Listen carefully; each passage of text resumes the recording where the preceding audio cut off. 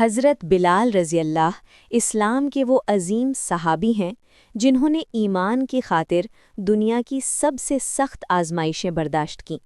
جب آپ نے کلمہ پڑھا تو کفار نے آپ کو تپتی ریت پر لٹا دیا، سینے پر بھاری پتھر رکھ دیا، مگر حضرت بلال کی زبان پر ایک ہی لفظ تھا، احد احد، یعنی اللہ ایک ہے، اللہ ایک ہے۔